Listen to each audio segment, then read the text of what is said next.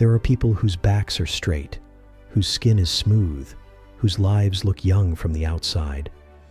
But inside, they've already turned to stone, because something in them stopped moving. Not their body, but their soul. And then, there are others, wrinkled, weathered, slower in step. But when they speak, you feel the wind still blowing through their spirit, the fire still burning behind their eyes. What's the difference? They never stopped wandering. We were born with a compass in our chest, a pull towards something unknown, something beautiful, something ours. It's not about achieving or succeeding or being admired. It's about exploring what it means to be alive, not just breathing, but becoming. But here's what happens. The world, in its obsession with structure and stability, starts training you to ignore the compass. Grow up. Be practical. Stick to the path. Don't dream too big. And slowly, you trade curiosity for consistency, wonder for certainty, movement for maintenance. And before you know it, you're not wandering anymore. You're repeating. This is where the real aging begins. When you stop asking, what else could I become? And start saying, this is just the way I am now. That's not maturity. That's mental decay disguised as wisdom. The soul doesn't care how many birthdays you've had, but it does care whether you're still reaching, still risking, still wondering. Because the moment you stop chasing the horizon, you begin shrinking into yourself. You can be 80 and wild, or 25 and lifeless. It's not time that defines you. It's whether you still allow yourself to dream without proof, to build without permission, to walk paths no one else sees.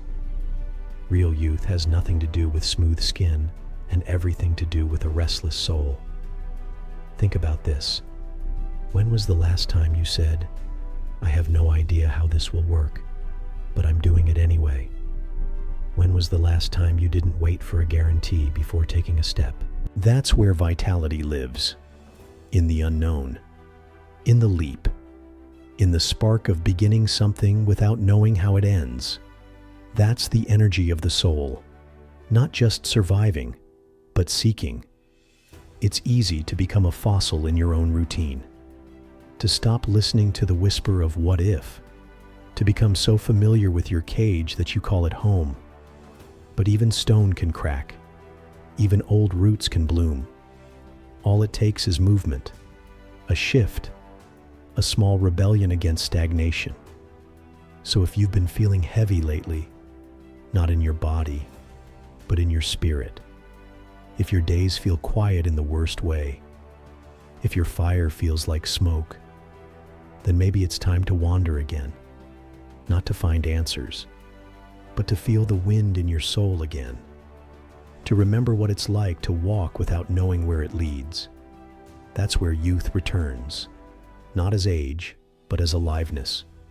Your body might slow, your timeline might stretch, but if your soul still wanders, then you, my friend, are not old. You're just evolving. And as long as you let the soul keep moving, you will never stop becoming. But the truth is, the world won't always understand this kind of becoming. They'll ask you why you're changing, why you're starting over, why you're still chasing something at your age. And when they do, smile, because they've forgotten that becoming never ends, that dreaming isn't childish, that reinvention isn't reserved for the young. There is no final version of you, no arrival point, no perfect moment where it all makes sense. There is only this, a soul that refuses to harden, a spirit that still hears the call, a life that still dares to unfold.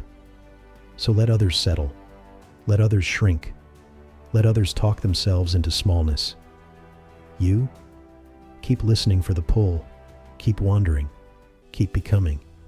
Because the moment you believe your best chapters are behind you, you stop writing. And the moment you stop writing, you vanish. So pick up the pen again. The next page is waiting. And no matter your age, no matter your past, it still belongs to you.